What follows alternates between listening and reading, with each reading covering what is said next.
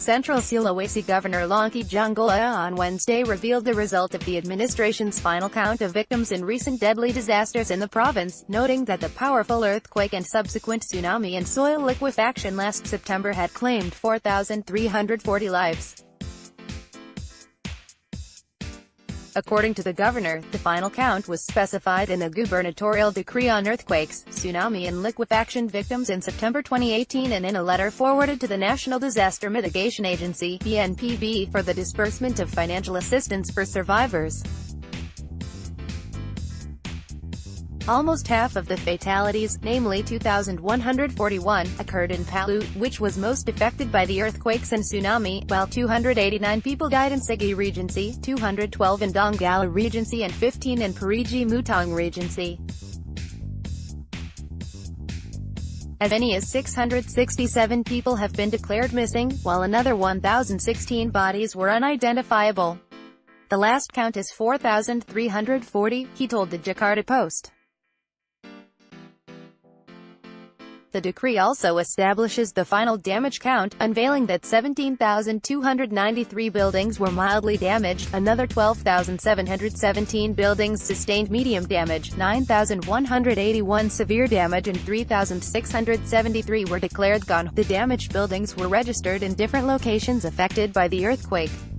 The Central Sulawesi administration had proposed to the Social Affairs Ministry to disburse financial assistance to the victims' next of kin, who are supposed to receive Rp $15,001,062 per person. The administration also proposed to the BNPB to provide cash assistance to the owners of damaged houses. Those whose damaged houses were located in the red zone, or the disaster-prone area, are entitled to temporary and permanent housing and will be given financial assistance for the first 60 days of staying in the temporary housing. Meanwhile, each owner of a severely damaged house will get Rp 50 million and assistance for the first 60 days of staying in temporary housing. Owners of houses with medium and mild damage will get Rp 25 million and Rp 10 million, respectively. Some of the survivors of the disasters still live in shelters.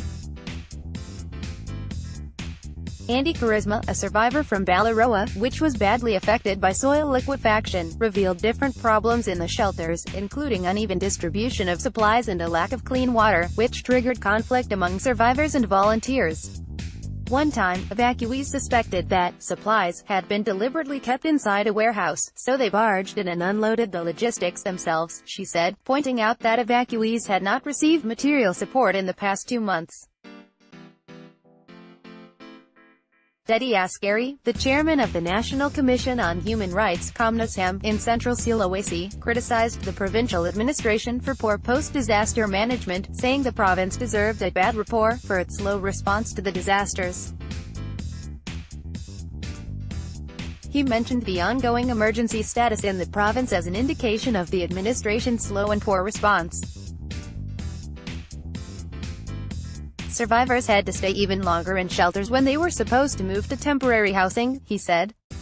The province declared the emergency status from October 13 to October 26, 2018, and introduced the so-called transitional period from emergency to rehabilitation and reconstruction from October 26 to Dec. 25, 2018. The administration has announced plans to have all evacuees move into the temporary housing during the transitional period but failed to meet the target, Dedi said. The Public Works and Housing Ministry reported in January that the ministry had only completed 217 of 699 temporary housing units. Each unit comprises 12 square-meter rooms. We have handed over the 217 units to the Central Sulawesi administration, Minister Basuki Hadimuljo said in a statement, SWD.